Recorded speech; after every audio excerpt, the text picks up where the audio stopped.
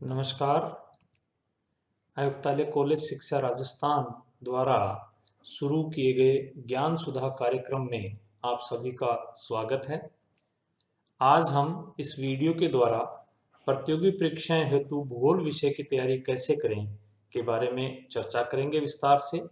मैं डॉक्टर रविंद्र कुमार, सह आचार्य भूगोल, राजकीय लोहिया महाविद्यालय चूरू। भूगोल विषय मुख्य रूप से हम इसे दो भागों में विभाजित कर सकते हैं। एक क्रमबद्ध भूगोल या सिस्टमेटिक ज्योग्राफी। मुख्य रूप से भूगोल का यह वह भाग है जिसमें हम मुख्य रूप से सिद्धांतों का निर्माण करते हैं। यदि यानी जो मूल तत्व हैं भूगोल के, उनके जो सिद्धांत हैं उनका निर्माण जो किया गया है वो क्रमबद्ध भूगोल के अंतर्गत किया गया है, और उनका यदि एप्लीकेशन है वो प्रादेशिक भूगोल के अंतर्गत हमें देखने को मिलता है। यानी किसी प्रदेश विशेष का जब हम अध्ययन करते हैं तो उसे प्रादेशिक भूगोल हम कहते हैं। क्रमबद्ध भूगोल के अंतर्गत मुख्य रूप से सामान्य भूगोल का अध्ययन हम करने जा रहे हैं, भौतिक भूगोल का अध्ययन हमें करना चाहिए, और मानव भूगोल इसके अंतर्गत आता है। सामान्य भूगोल का जब हम अध्ययन करते हैं तो कौन कौन से टॉपिक्स महत्वपूर्ण हैं जिनका अध्ययन हमें करना चाहिए किसी भी प्रतियोगी परीक्षा के लिए। उसमें ब्रह्मांड के बारे में हमें जानकारी होनी चाहिए, क्योंकि कोई भी प्रतियोगी परीक्षा है उसमें तथ्यों के बारे में या सूचनाओं के बारे में हमें जानकारी होनी चाहिए। तो ब्रह्मांड के बारे में, सौरमंडल के बारे में, अक्षांश और देशांतर की स्थिति और उससे जुड़े हुए बहुत से पक्ष हैं, बहुत से फैक्ट्स हैं जिनके बारे में हमें जानकारी होनी चाहिए। पृथ्वी की गति के बारे में और उससे जो निर्मित होते हैं विभिन्न कॉन्सेप्ट्स, उनकी जानकारी हमें होनी चाहिए। टाइम जोन और अलग अलग स्थानों पे क्या टाइम जोन है उसके बारे में हमें पढ़ना चाहिए। भौतिक भूगोल के अंतर्गत हमें भूआकृति विज्ञान यानी पृथ्वी के धरातल का निर्माण कैसे हुआ, कौन कौन से पृथ्वी के धरातल पे आकृतियां हैं वो कैसे बनी हैं, उन सभी का अध्ययन हम करें। जलवायु विज्ञान का अध्ययन हम करें। समुद्र विज्ञान का अध्ययन हमें करना चाहिए। जैवमंडल और पर्यावरण भूगोल, ये सभी भौतिक भूगोल के भाग हैं। मानव भूगोल के अंतर्गत जनसंख्या, उसके वितरण और उससे संबंधित विभिन्न पक्षों का अध्ययन हमें करना चाहिए। अधिवास भूगोल का अध्ययन, अधिवास सेटलमेंट्स जो हैं, नगरीय अधिवास हैं, ग्रामीण अधिवास हैं, उनका अध्ययन कितने प्रकार के होते हैं, उनका प्रतिरूप कैसा होता है, ये अध्ययन हमें करना चाहिए मानव भूगोल में। आर्थिक क्रियाएं, मनुष्य की जितनी भी आर्थिक क्रियाएं हैं उनका अध्ययन मानव भूगोल के अंतर्गत किया जाता है। सांस्कृतिक तत्वों का अध्ययन किया जाता है।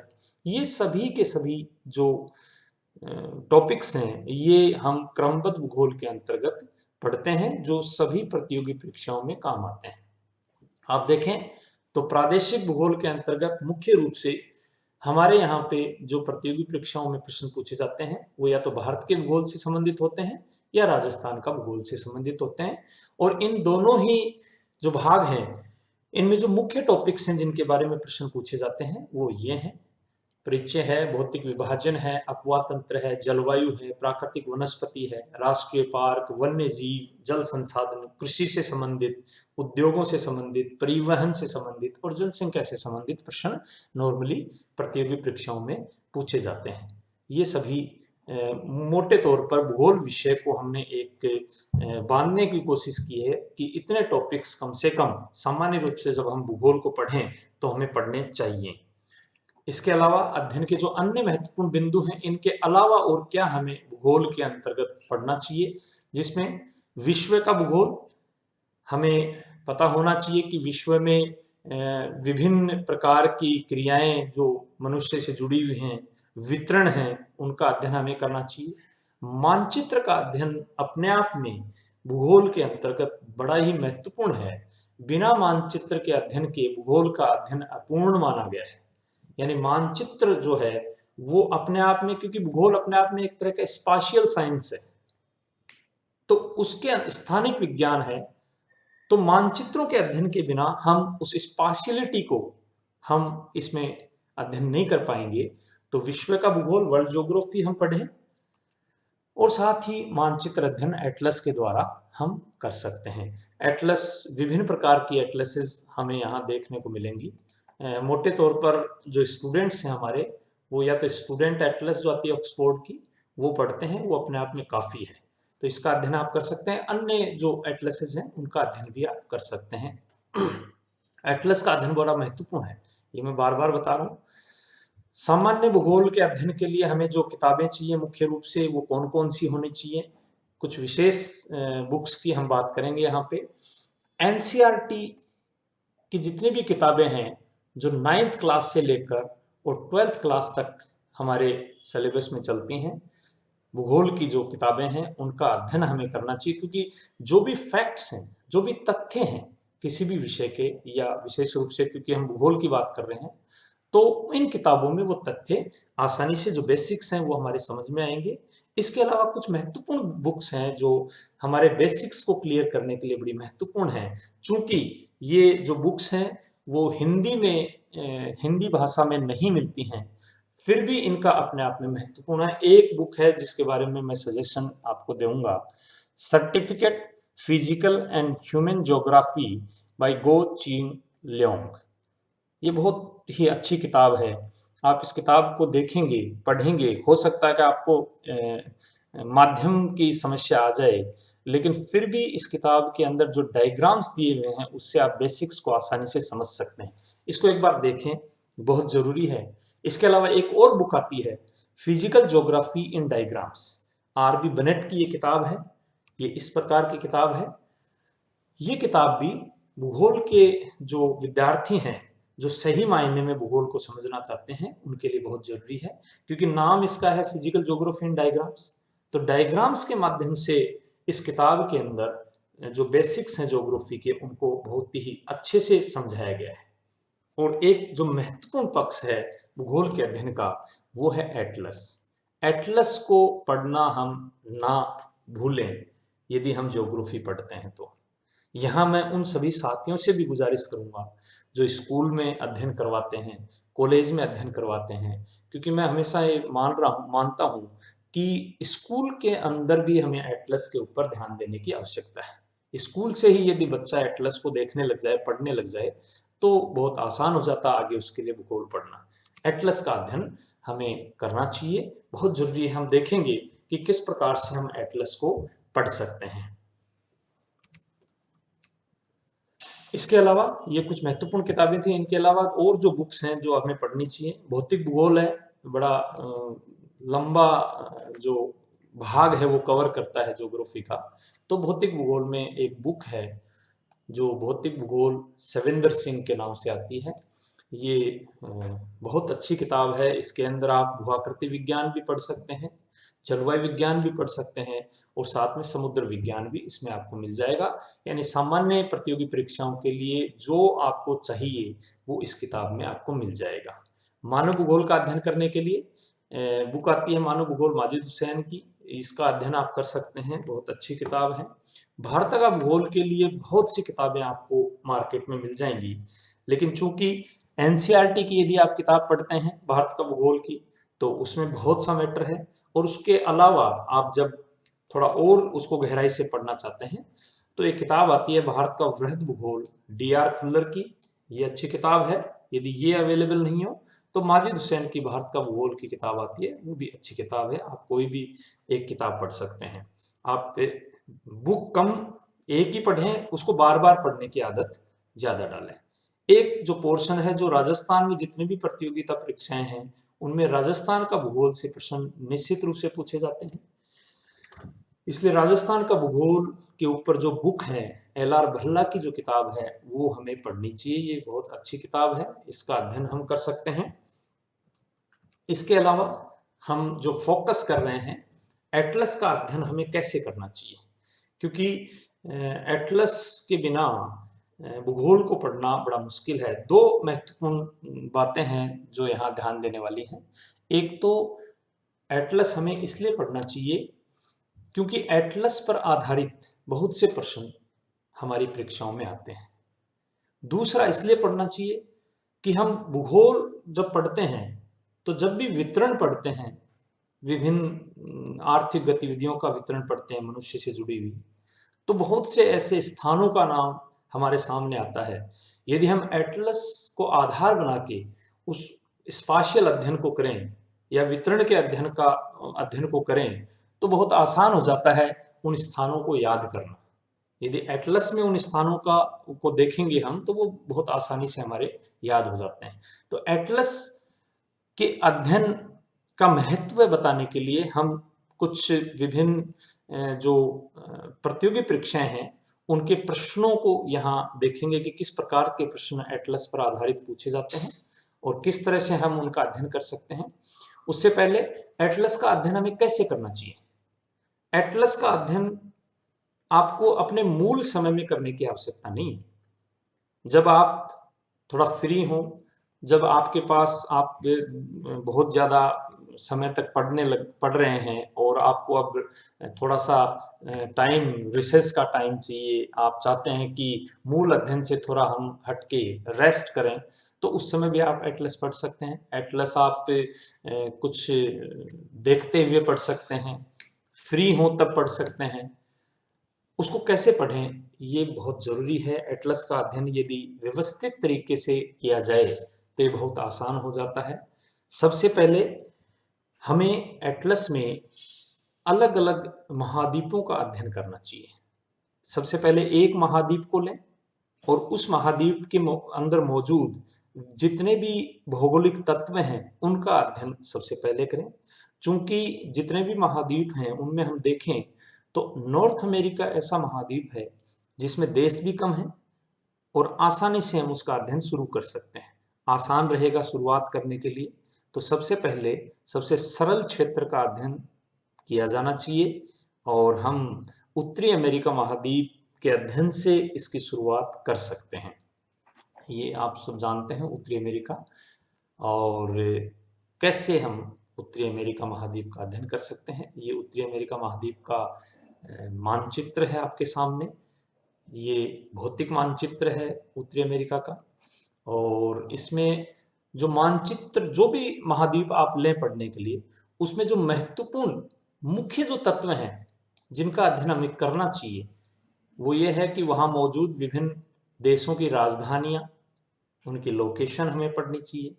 प्रमुख पर्वत श्रेणियाँ कौन सी हैं, वहाँ मौजूद कौन कौन सी महत्वपूर्ण चोटियाँ हैं, नदियाँ, उन पे बने हुए बांध, झीलें कौन सी हैं, खाड़ियाँ कौन सी हैं, जलडमरू मध्य कौन से हैं और प्रमुख शहर कौन से हैं। ये कुछ महत्वपूर्ण तत्व हैं जिनका अध्ययन हमें हर महाद्वीप का करना चाहिए।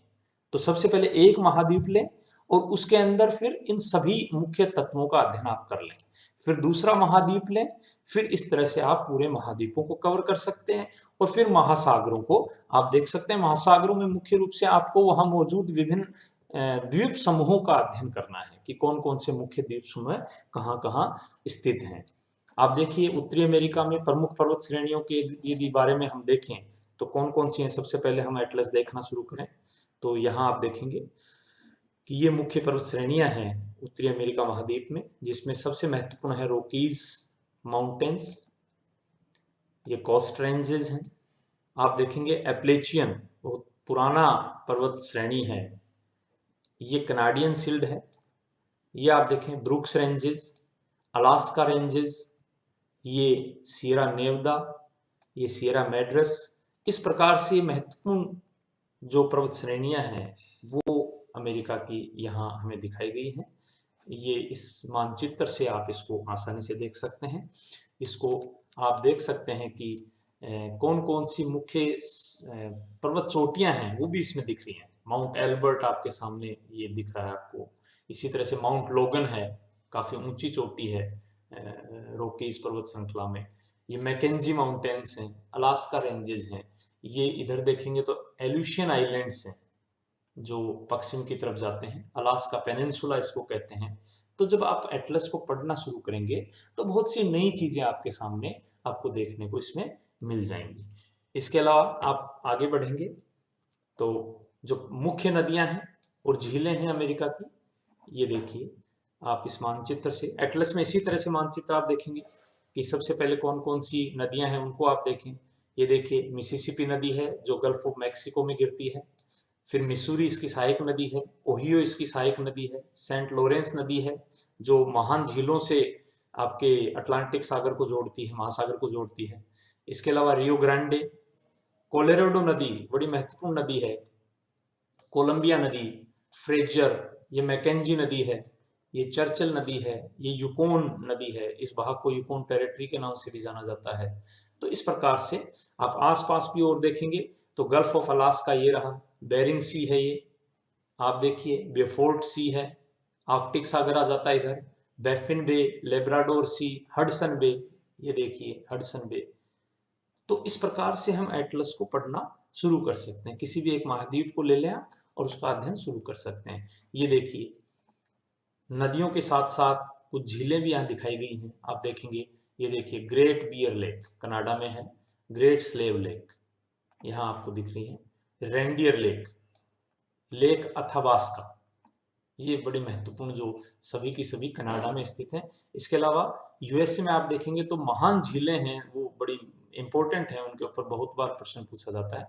ये जो क्षेत्र है ये महान झीलों वाला क्षेत्र है, आप देखेंगे। इसको विस्तार से अभी देखते हैं हम, लेक सुपीरियर है, इसको विस्तार से हम देखते हैं। महान झीलें अमेरिका की कौन सी है, ये वाला भाग है, ये देखिए आप, ये महान झीलें हैं, 5 झीलें हैं अमेरिका की जो महान झीलों के नाम से जानी जाती हैं। ग्रेट लेक रीजन इसे कहा जाता है। ये इनमें सबसे बड़ी जो है लेक सुपीरियर है, आप ये लेक मिशिगन है, ये ह्यूरोन है, ये लेक ईरी है, लेक ओंटारियो है। और जब इनका अध्ययन हम करते हैं तो इनसे जुड़ी हुई अन्य तत्वों का भी हमें अध्ययन करना चाहिए, जैसे कि लेक सुपीरियर और लेक ह्यूरोन के मध्य आप देखेंगे यहाँ पे, तो यहाँ पे सोल्ट सेंट मैरी कैनाल है एक, जिसे शू कैनाल के नाम से भी जाना जाता है। तो ये काफी बार पूछा जाता है, प्रश्न भी आता है बहुत से कॉम्पिटिटिव एग्जाम्स में। नाइग्रा फॉल्स, ये देखिए नाइग्रा फॉल्स कहाँ स्थित है, तो लेक ओंटारियो और लेक ईरी के मध्य में यहाँ नाइग्रा फॉल्स स्थित है। इनके बीच में जो कैनाल है, जो नहर है, उसको वेलेंड कैनाल के नाम से जाना जाता है, वेलेंड। इसी प्रकार से इन झीलों के किनारों पे बहुत से महत्वपूर्ण नगर भी बसे हुए हैं, जैसे आप देखेंगे डेट्रॉइट, जो ऑटोमोबाइल इंडस्ट्री के लिए बहुत ही प्रसिद्ध शहर है डेट्रॉइट, ये यहाँ है। विंडसर आप देखिए। तो इस प्रकार से बहुत से, शिकागो, शिकागो का नाम हम बार बार सुनते हैं, मिचिगन के बिल्कुल किनारे पे है शिकागो। तो इस प्रकार से हम अध्ययन एटलस के द्वारा कर सकते हैं लोकेशंस का। इसके अलावा अब हम देखते हैं कि विभिन्न प्रतियोगी परीक्षाओं में, चाहे वो यूपीएससी की हो चाहे वो आरपीएससी की हो, उसमें एटलस आधारित प्रश्न किस प्रकार के पूछे जाते हैं। ये देखिए बड़ा ही सामान्य सा प्रश्न है, भूमध्य रेखा किन देशों से होकर गुजरती है। ये तो यदि भूमध्य रेखा के लिए पूछा गया है तो हम कर्क रेखा और मकर रेखा के को भी हम देख लें जब एटलस पढ़ते हैं कि भाई भूमध्य रेखा के बारे में प्रश्न पूछा जा रहा है, तो कर्क रेखा के बारे में पूछा जा सकता है, मकर रेखा के बारे में पूछा जा सकता है। तो इसका एटलस में जब आप देखेंगे तो आप देखेंगे कि ये वो देश हैं जहां से भूमध्य रेखा गुजरती है। एक्वाडोर है, कोलंबिया है, ये देखिए ये कोलंबिया है, ये ब्राजील है, ये गैबोन है, ये कोंगो है, ये 6 number democratic Republic of Congo है, फिर आगे युगांडा है, केनिया है, सोमालिया है, मालदीव्स, इंडोनेशिया, आगे यहाँ पे इंडोनेशिया है, ये किरीबाती है, और लास्ट में Sao Tome and Principe 13 number आगे है। तो ये वो देश हैं जहां से भूमध्य रेखा गुजरती है। इस प्रकार के प्रश्न पूछे जाते हैं। इसके अलावा आप देखेंगे कि ये यूपीएससी के एग्जाम, यूपीएससी के आईएएस के एग्जाम से हमने उठाया है, निम्नलिखित में से कौन सा नगर भूमध्य रेखा के सबसे निकट है। तो देखिए मोगादिशु, सिंगापुर, कोलंबो और मनीला। तो आप इसको देखेंगे तो यहां से आप देखें मोगादिशु, ये सोमालिया की राजधानी है, ये यहाँ है।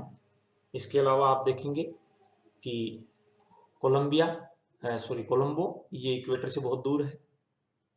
सिंगापुर बिल्कुल इक्वेटर के नजदीक है, ये रहा सिंगापुर, दिस वन। और मनीला जो है वो बहुत दूर है। तो मनीला और कोलंबो तो बहुत दूर है पहले से। बचे कौन से? मोगादिशु और सिंगापुर। तो इन दोनों में से भी आप देखेंगे तो सिंगापुर नजदीक है, तो आपका जो आंसर होगा वो हो जाएगा सिंगापुर। तो इस प्रकार से हम जब भी एटलस का अध्ययन करें तो हमें यह ध्यान रखना है कि जो भी महत्वपूर्ण तत्व हैं एटलस के ऊपर लोकेटेड हैं, उनसे और क्या चीजें रिलेटेड हैं, ये भी हमें ध्यान रखना है। इसके अलावा आप देखें कि अजोव सागर किससे जुड़ा हुआ है, ये भी यूपीएससी में प्रश्न आया हुआ है, 2020 में आया हुआ है प्रीलिम्स के अंदर। काला सागर है, बाल्टिक सागर है, भूमध्य सागर या उत्तरी सागर है। तो एटलस यदि हमने ढंग से पढ़ा है, सागरों का अध्ययन हमने किया है, तो हम आसानी से आंसर इसका दे सकते हैं। आप देखें, ये देखिए, ये ब्लैक सी है, ये एजियन सागर है, इधर देखिए ये है सी ऑफ अजोव, ये अजोव सागर, ये पूछा है अजोव सागर किससे जुड़ा हुआ है, तो अजोव सागर किससे जुड़ा हुआ है? काला सागर से। तो ये हमारा उत्तर होगा इसके अंदर। अब जब हम इसका अध्ययन करें अजोव सागर ब्लैक सी का, तो और भी बहुत से प्रश्न यहाँ हमें देखने को मिलते हैं कि ये देखिए, ये कर्च पेनिनसुला, कई बार पूछा जाता है कर्च पेनिनसुला कहाँ है, ये कर्च लिखा हुआ है, कर्च पेनिनसुला है। इसके अलावा आप देखेंगे कि ये देखिए सी ऑफ मार्मरा यहाँ पे है, और इससे जुड़े हुए बहुत से प्रश्न पूछे जाते हैं कि जब हम एजियन सागर से ब्लैक सागर की तरफ जाते हैं तो कौन कौन से जलडमरू मुद्दे पड़ते हैं। तो आप देखेंगे तो एक और मानचित्र हम देखते हैं, ये देखिए, इसको थोड़ा विस्तार से इन्होंने बता दिया है। ये यहाँ पे लिखा है डार्डनेलिस, ये है स्ट्रेट, स्ट्रेट ऑफ डार्डनेलिस कहते हैं, फिर सी ऑफ मार्मरा आता है, फिर बॉस्फोरस स्ट्रेट आता है। तो यहाँ डार्डनेलिस और यहाँ पे बॉस्फोरस, तो ये दो स्ट्रेट यहाँ पे हैं। उसके बाद आप ब्लैक सागर में जाते हैं, तो यहां से यदि आप चलेंगे एजियन सागर, strait of Dardanelles, sea of Marmara, फिर स्ट्रेट ऑफ बॉस्फोरस, फिर ब्लैक सी, फिर सी ऑफ अजोव। ये पूरा का पूरा अध्ययन, आप कैसा भी प्रश्न पूछें आसानी से आप इसका जवाब दे सकते हैं। इसी प्रकार से एक प्रश्न पूछा गया है, ब्यूनस आयर्स और मोंटेवीडियो किस नदी के किनारे बसे हुए हैं? तो ये अर्जेंटीना में है। आप देखेंगे मानचित्र, यदि आप अर्जेंटीना का आपने ढंग से पढ़ा है, नदियों को आपने देखा है, नदियों पे स्थित जो शहर हैं उनका अध्ययन हमें करना चाहिए, इसका मतलब प्रश्न को देख के आप हमें लग रहा है। तो आप देखिए, ये है मोंटेवीडियो और ये है ब्यूनस आयर्स। तो ये एक नदी है यहाँ पे, रियो डे ला प्लाटा, ये देखिए रिवर प्लेट के नाम से जानी जाती है। तो क्योंकि हम ओड वन आउट करते हैं जब भी आंसर देखते हैं, ओरिनोको नदी हम जानते हैं उत्तरी अमेरिका में है, तो ये हो नहीं सकता। पुरुष रिवर है वो अमेजन की सहायक नदी है, वो भी नहीं हो सकती। मदिरा है वो भी अमेजन की सहायक है, तो ये तीनों हो नहीं सकते। तो वैसे भी हमारा आंसर, यदि सभी नदियों को पढ़ा है तो ये अपने आप ही आ जाएगा, और इसको मानचित्र को देख के भी हम इसको आसानी से बता सकते हैं। तो इस प्रकार के प्रश्न मानचित्रों पर आधारित, एटलस पर आधारित ज्यादातर पूछे जाते रहे हैं। इसके अलावा आप देखेंगे विश्व की विशालतम बैरियर रीफ प्रणाली कहाँ स्थित है। यदि एटलस को आप देखेंगे तो उसमें आपको मिल जाएगा कि लिखा हुआ होगा कि ऑस्ट्रेलिया का जो पूर्वी तट है, ये देखिए ऑस्ट्रेलिया का पूर्वी तट है, यहाँ है ग्रेट बैरियर रीफ, तो पूर्वी ऑस्ट्रेलियाई तट हमारा आंसर हो जाएगा। इसी प्रकार से निम्नलिखित में से कौन सा देश मकर रेखा पर स्थित है, स्थित नहीं है। ये देखिए क्वेश्चन को पढ़ना ही बहुत इंपॉर्टेंट है, कई बार हम जल्दबाजी में कौन सा देश मकर रेखा पर स्थित है, तो यहाँ नहीं है ये बोला इन्होंने। तो आप मानचित्र को जब देखेंगे तो आप देखिए चिली, ये चिली है पूरा का पूरा, तो यहां से जा रही है ट्रॉपिक ऑफ कैप्रिकॉर्न, ये जा रही। दूसरा है ब्राजील, यहां देखिए ब्राजील से भी जा रही है। पैराग्वे, ये पैराग्वे है, इसके मध्य से जा रही है यहाँ से।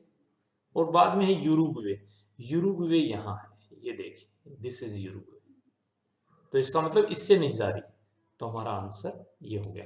तो कहने का मतलब है कि जब हम एटलस का अध्ययन करें और मुख्य तत्वों का अध्ययन करें, चाहे वो मुख्य अक्षांश रेखाएं हो, प्राइम मेरिडियन हो, या अन्य कोई भी तत्व हो, तो उसका अध्ययन हम रिलेटिव करें, उससे जुड़ी हुई विभिन्न चीजों का अध्ययन करें, कौन से शहर वहां स्थित हैं, कौन सी नदियां वहां से गुजरती हैं, इस तरह का साथ में हम रिलेटिव अध्ययन करेंगे तो ज्यादा अच्छा रहेगा हमारे लिए। निम्नलिखित में से कौन सी प्रमुख विवर्तनिकी प्लेट नहीं है। हम ये जानते हैं, प्लेट टेक्टोनिक्स जब हम पढ़ते हैं तो हमें पता है कि 6 बड़ी प्लेटें हैं पृथ्वी के धरातल पे और 20 से 22 छोटी प्लेटें हैं। तो यदि विश्व का मानचित्र आप देखें तो इसमें बड़ी और छोटी प्लेटें आपको दिखाई गई हैं। ये यूरेशियन बड़ी प्लेट है, ऑस्ट्रेलियन बड़ी प्लेट है, इंडियन प्लेट भी इंडो ऑस्ट्रेलियन कहते हैं इसको, अफ्रीकन प्लेट बड़ी प्लेट है, अंटार्कटिक बड़ी प्लेट है, साउथ अमेरिकन और नॉर्थ अमेरिकन और एक पैसिफिक, ये बड़ी प्लेट्स। अब इन्होंने क्या पूछा है, कौन सी प्रमुख प्लेट नहीं है। तो आप देखिए अंटार्कटिक तथा चारों ओर की समुद्रिक प्लेट है आपके सामने, तो इसका मतलब ये इसका उत्तर नहीं हो सकता। भारत ऑस्ट्रेलिया न्यूजीलैंड प्लेट ये भी बड़ी है, प्रमुख है, ये नहीं हो सकता। प्रशांत प्रमुख है, ये नहीं हो सकता। तो छोटी प्लेट कौन सी है जो प्रमुख नहीं है, वो है सऊदी अरब प्लेट। ये देखिए यहाँ पे सऊदी अरब प्लेट, तो ये छोटी प्लेट है, तो ये इसका उत्तर हो जाएगा। इसी प्रकार से बहुत सी ऐसी प्लेटें हैं। जब हम इस तरह का प्रश्न यहां अध्ययन करते हैं तो ये भी ध्यान रखना है कि एक ही प्रश्न से हम इन प्लेटों से संबंधित सभी प्रश्नों को यहां सीख सकते हैं, पढ़ सकते हैं। मान लो कभी ये भी पूछा जाता है कि नाज़का प्लेट कहाँ स्थित है, कोकोस प्लेट कहाँ स्थित है, कैरिबियन प्लेट कहाँ स्थित है। तो आपको जब हम इस प्रश्न को पढ़ रहे हैं तो हमें सिर्फ आंसर की देखकर और उत्तर नहीं देख लेना है, जबकि हमें यह भी देखना है कि अन्य प्लेटों की क्या स्थिति है, ताकि इससे जुड़ा हुआ कोई भी प्रश्न आता है तो हम आसानी से उसको सोल्व कर सकते हैं। ये कोकोस है, ये नाज़का है, ये छोटी प्लेटें हैं, ये जुआन डी फूका है, ये छोटी प्लेट है। इसके अलावा आप देखेंगे तो ये फिलीपींस प्लेट है, ये भी स्मॉलर है, ज्यादा मतलब प्रमुख नहीं है। तो ये अब हमेशा हमें ध्यान रहेगा कि कोकोस, नाज़का, जुआन डी फूका, फिलीपींस प्लेट्स और अरेबियन प्लेट कहाँ है, और ये कैरिबियन है, ये भी प्रमुख नहीं है। तो इस तरह से हम अध्ययन कर सकते हैं। ठीक इसी प्रकार से एक और प्रश्न हमने यूपीएससी के पेपर से उठाया है, निम्नलिखित में से कौन सी नदी काला सागर में नहीं गिरती है, नहीं मिलती है। तो आप देखें वोल्गा सबसे पहले इनका ऑप्शन है, वोल्गा ये नदी है, कहाँ गिर रही है, ये गिर रही है इधर जाके, और ये है कास्पियन सागर, जबकि इसने क्या पूछा है, काला सागर में। इसके अलावा निपर, ये निपर है, डॉन, ये डॉन है जो सी ऑफ अजोव में गिर के और काला सागर में जा रही है। डेन्यूब, ये देखिए डेन्यूब यहां से आके और काला सागर में गिरती है। तो ये तीनों नदियां काला सागर में गिर रही है, ये भी और ये भी। कौन सी नहीं गिर रही, वोल्गा। वोल्गा किस में गिर रही है, कास्पियन में। तो ये हमारा उत्तर होगा इसके अंदर। तो हम जब एटलस का अध्ययन करते हैं तो हमें ये भी एक पक्ष रखना चाहिए कि कौन सी नदी किधर बहती है और कहाँ जाके गिरती है।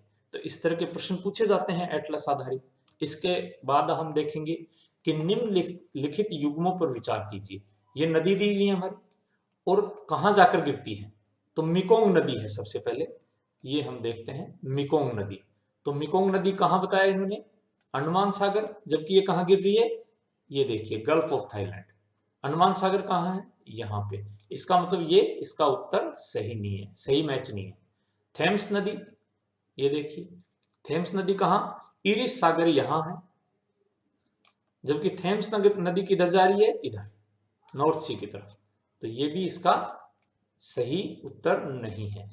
वोल्गा, हमने देखा वोल्गा नदी कहाँ गिरती है, ये वोल्गा नदी है, और ये कहाँ गिर रही है, कैस्पियन सागर में। तो इसका मतलब ये सही है।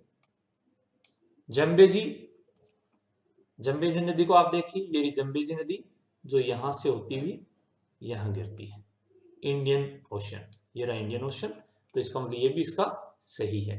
तो कौन कौन से सही हो गए, 3 और 4, 3 नंबर सही है और 4 नंबर ऑप्शन ये इसका मतलब सही है, क्योंकि इन्होंने पूछा उपयुक्त युगों में से कौन सा सही सुमेलित है। तो ये ध्यान रखें। यहां ये भी पूछ सकते हैं सही सुमेलित नहीं है, यदि नहीं आ गया तो फिर हमें 1 और 2 उत्तर होगा, यानी ये हो जाएगा। तो ये भी ध्यान रखना हमें। तो कहने का मतलब है जब हम नदियों के बारे में पढ़ रहे हैं तो हमें यहाँ पे देखिए एक नई चीज और देखने को मिल गई कि करीबा डैम है, कैफू डैम है और कैबोरा बासु डैम है। ये 3 डैम है जो ज़ैम्बीज़ी नदी पे हैं। तो इनसे संबंधित प्रश्न भी आ सकते हैं। तो जब हम इस नदी का अध्ययन कर रहे हैं तो ये भी साथ में हम पढ़ सकते हैं। इसके अलावा आप देखें, निम्नलिखित में से कौन सी उष्ण समुद्री धाराएं हैं? उष्ण का मतलब गर्म। तो आप देख लीजिए, जो सागरीय धाराएं हैं उनका मानचित्र आपको एटलस में मिल जाएगा। आप 2 तरह की धाराएं यहाँ दिखाई गई हैं, एक वार्म करंट है और एक कोल्ड है। यानी जो रेड कलर से दिखाया गया है वो वार्म है, उष्ण है, और जो ब्लू से है वो ठंडी धाराएं हैं। सबसे पहले आप देखें कुरुशियो और कैलिफोर्निया धारा। इन्होंने क्या पूछा, उष्ण धारा कौन सी है? तो कुरुशियो और कैलिफोर्निया कहाँ है? आप देखिए कैलिफोर्निया ये रही, नीले कलर में है तो ठंडी धारा है।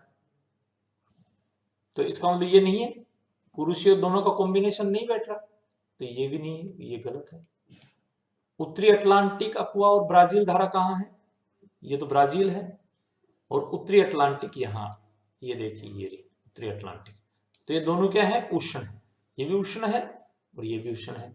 इसका मतलब ये है उष्ण है। कैनरीज और वेनेजुएला, कैनरीज कहाँ है?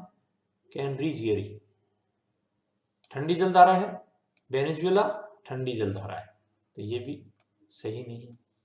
पश्चिमी पवन अपुआ यानी वेस्ट विंड ड्रिफ्ट और फॉकलैंड, वेस्ट विंड ड्रिफ्ट कहाँ है? ये रही, ठंडी जलधारा है। और फॉकलैंड ये रही, ये भी ठंडी जलधारा है। तो इसका मतलब ये भी सही नहीं है। तो हमारा सही उत्तर क्या हो गया? उत्तरी अटलांटिक अपुआ और ब्राजील धारा। तो जब हम इन समुद्री धाराओं का अध्ययन करें तो ये देख लें हम कि कौन सी उष्ण है और कौन सी ठंडी जलधाराएं हैं, ताकि हमें इस तरह के प्रश्न यदि आते हैं तो हम उनका सही उत्तर दे दें। इनसे संबंधित अन्य प्रश्न और भी पूछे जाते हैं। निम्न में से कौन सी एक ठंडी महासागरीय धारा नहीं है? नहीं पूछा है। तो वेनेजुएला हमने देखा ठंडी है, ये रही, तो इसका मतलब ये उत्तर नहीं होगा, ठंडी है। तो पेरू ये रही, ठंडी है, ये भी उत्तर नहीं होगा। कैनरी ठंडी है, ये भी उत्तर नहीं होगा। और अगुलास, अगुलास जो धारा है वो गर्म है, ये देखिए, तो ये इसका उत्तर सही होगा। इसके आगे चलिए, निम्नलिखित में से कौन सी ठंडी जलधाराएं हैं? पेरू है, देख लिया हमने। कैलिफोर्निया है। अल नीनो, हम जानते हैं कि अल नीनो एक गर्म जलधारा है। और नॉर्वे, ये रही नॉर्वे, गर्म जलधारा है, तो ये भी गर्म जलधारा है। तो बी और डी जो है वो गर्म है और ए और सी है वो ठंडी है। तो इसमें ए और सी कहां दे रखा है? सही है, तो ये हमारा उत्तर सही होगा। इसके अलावा आप देख लीजिए, निम्नलिखित में से कौन सी नदी सीधे आकर गंगा में मिलती है? ये देखिए, चंबल, सोन, बेतवा, केन नदियों का अध्ययन करते समय ध्यान रखेंगे हम। चंबल कहां जाके मिल रही है? यमुना में। सोन कहां जाके मिल रही है? सोन ये है, देखिए ये यहां मिल रही है, गंगा में मिलती है। इसके अलावा बेतवा, ये देखिए यमुना में जाके मिलती है। और केन, केन भी यमुना की सहायक नदी है। तो ये तीनों की तीनों यमुना में मिलती है, यमुना जाके गंगा में यहाँ मिलती है। लेकिन सोन जो नदी है वो सिद्धि गंगा में मिलती है। तो हमारा आंसर क्या हो गया? सोन। तो ये हम जब भी एटलस को पढ़ें तो इन चीजों का हमें ध्यान रखना है। इसके अलावा निम्नलिखित युग्मों पर विचार कीजिए। सागर और उससे लगा हुआ देश, तो आप देखिए एड्रियाटिक सागर, ये एड्रियाटिक सागर है। अल्बानिया इससे लगा हुआ है, ये रहा अल्बानिया है, सही है। काला सागर क्रोशिया से, काला सागर तो यहाँ है, और क्रोशिया कहाँ है? ये रहा क्रोशिया, नहीं है तो ये क्रॉस हो जाएगा। कैस्पियन सागर कजाकिस्तान से, ये कैस्पियन सागर है, ये कजाकिस्तान है, इसका मतलब इसके साथ लगा हुआ है। भूमध्य सागर मोरक्को से, ये रहा भूमध्य सागर ये है और ये मोरक्को रहा, तो ये भी सही है। और लाल सागर सीरिया, तो लाल सागर ये यहाँ पे लाल सागर है, हम जानते हैं स्वेज नहर इसके अंदर से होके आती है। तो सीरिया कहाँ है? सीरिया यहाँ है, ये रे, तो इसका मतलब ये लाल सागर से नहीं लगा हुआ। तो कौन कौन से हैं? 1 नंबर, 3 नंबर और 4 नंबर, ये सही है। 1 नंबर, 3 नंबर और 4 नंबर, ये सही है। इसके अलावा चागोस द्वीप समूह अवस्थित है, कहाँ अवस्थित है? मानचित्र एटलस को हम देखें तो हमें पता चलेगा कि जो हिंद महासागर है उसमें चागोस द्वीप स्थित है, ये इसका उत्तर हो जाएगा। इस तरह हम द्वीपों का अध्ययन भी करें, महासागरों का जब अध्ययन करें तो वहां देखें कि महत्वपूर्ण द्वीप कौन कौन से हैं। स्वेज नहर का उत्तरतम पतन है, ये देखिए, ये स्वेज नहर है, ये भूमध्य सागर और लाल सागर को जोड़ती है। इसका उत्तरी जो पतन है वो है पोर्ट सईद, और जो दक्षिण है वो है स्वेज। आप देख लें यहां से, तो इसका आंसर तो हो जाएगा पोर्ट सईद। ये इसका विस्तार से दिखाया गया है। तो इस प्रकार से हम जब नहर, जो महत्वपूर्ण नहरें हैं, स्वेज हो, पनामा हो, उनका अध्ययन करें तो ये थोड़ा सा हमें ध्यान रखना चाहिए। सूची 1 को सूची 2 से सुमेलित कीजिए तथा नीचे दिए कूट के अनुसार सही उत्तर का चयन कीजिए। आप देखिए, ये हमारी जो महत्वपूर्ण नहरें हैं उनको दिया। कील नहर कहाँ है? ये यहाँ है कील।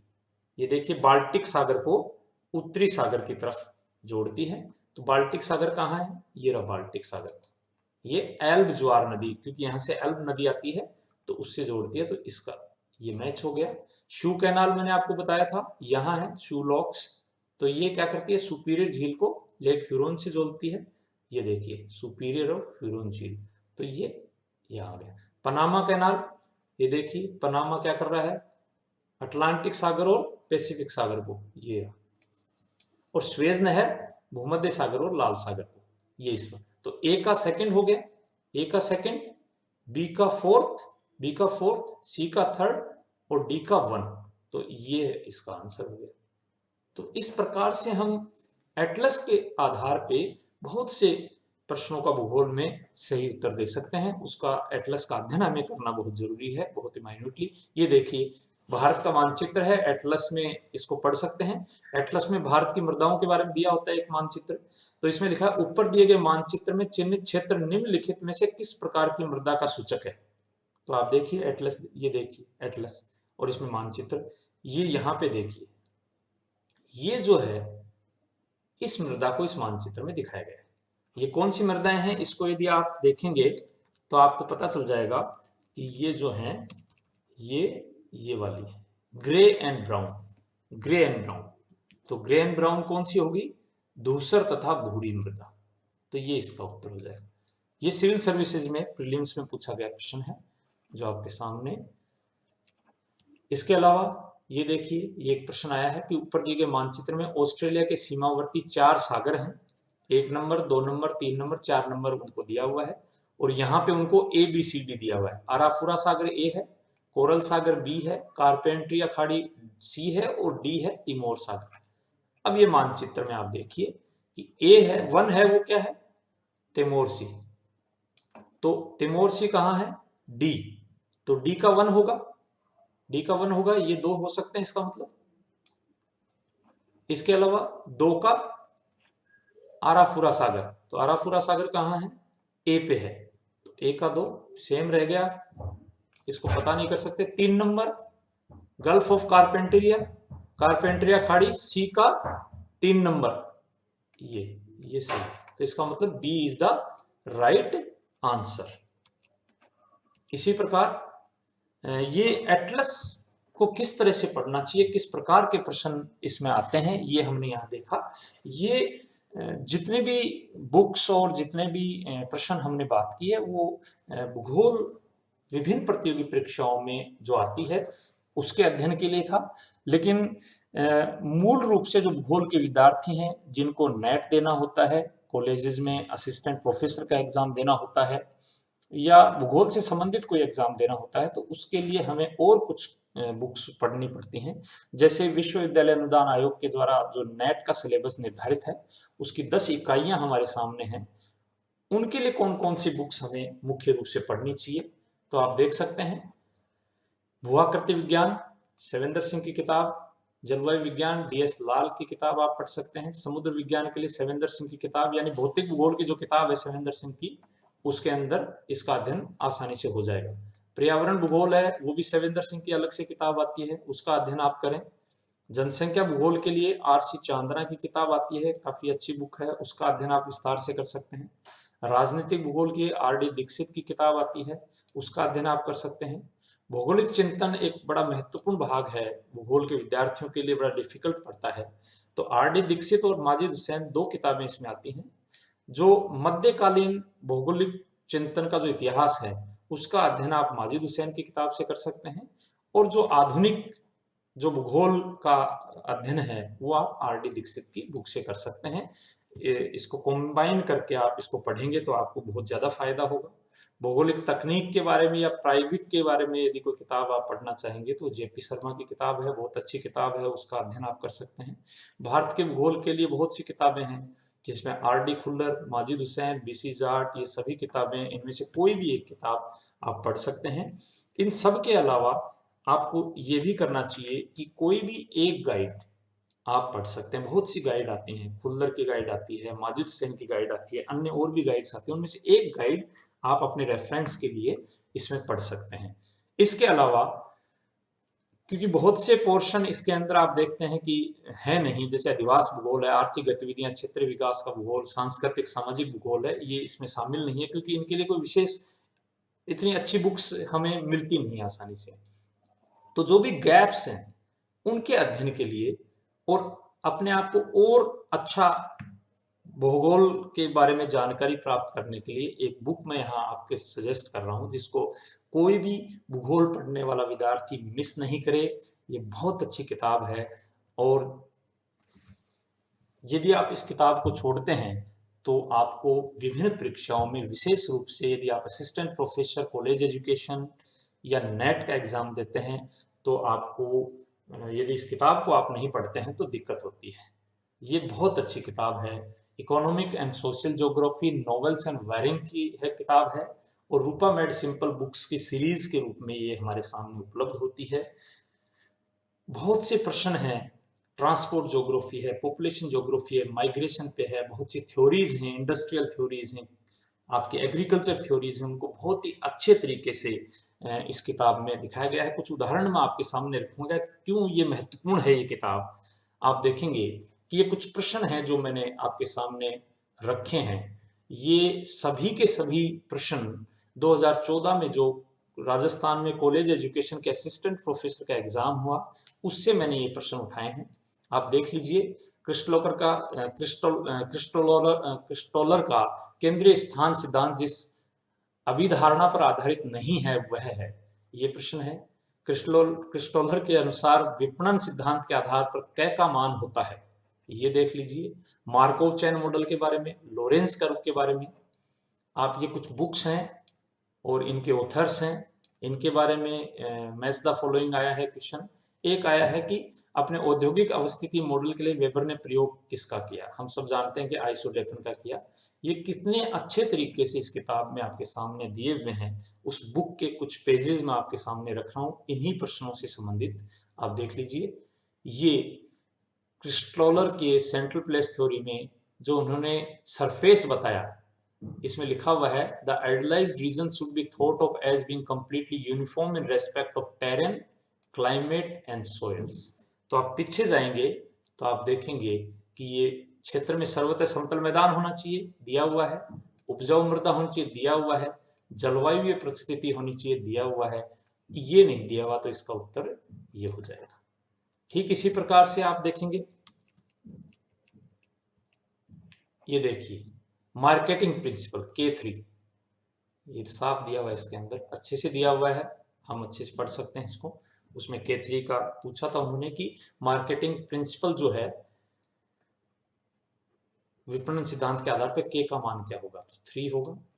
इसी प्रकार से मार्कोव चैन प्रतिमान में ये माना जाता है कि भौतिक परिस्थितियां निर्भर करती हैं, तो इसमें आप देखेंगे तो इस किताब में दिया हुआ है कि ये मार्कोव चैन का, ये देखिए पेज नंबर 45 पे आप देखेंगे Markov chain model when each event is partially determined by previous events. देखिए प्रीवियस इवेंट्स, और आपके उत्तर में क्या दिया हुआ है, पिछली सभी घटनाओं के माध्यांक पर, कालक्रम की प्रथम परिस्थिति पर, तुरंत पिछले घटनाक्रम पर, केवल वर्तमान परिस्थिति पर। तो sequence of events that preceded it, ये इसका उत्तर हो जाएगा। इसी प्रकार से लोरेंस कर्व का, लोरेंस वक्र में सम वितरण रेखा जो लाइन ऑफ इक्वल डिस्ट्रीब्यूशन है उसमें y और x के क्रम से जिन प्रतिशत बिंदुओं को जोड़ते हैं वो कौन से हैं, आप इसको देख सकते हैं। इसमें दिया हुआ है लोरेंस कर्व, ये है line of equal distribution, evenly distribution, और किसको जोड़ती है, 100 और 100। तो 100% इसका इसमें आंसर है 100 एंड 100। तो इस प्रकार से ये देखिए पॉपुलेशन से जुड़ी हुई किताबें हैं।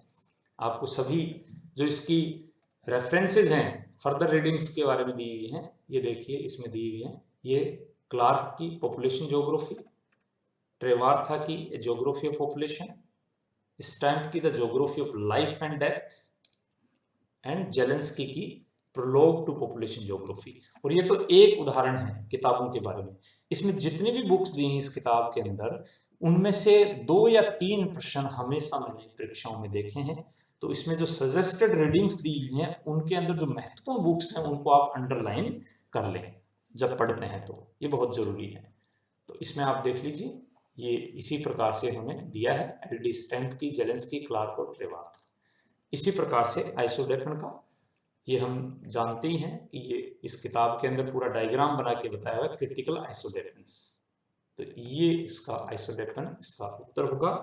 तो इस प्रकार से इस बुक को हम छोड़ नहीं सकते। यदि हमें मुख्य रूप से कॉलेज एजुकेशन में या नेट के लिए तैयारी करनी है भूगोल के अंदर, तो ये कुछ बुक्स हैं। चूंकि ये जो बुक्स हैं ये हिंदी माध्यम में नहीं मिलती हैं, लेकिन फिर भी हमें थोड़ी मेहनत करनी पड़ेगी।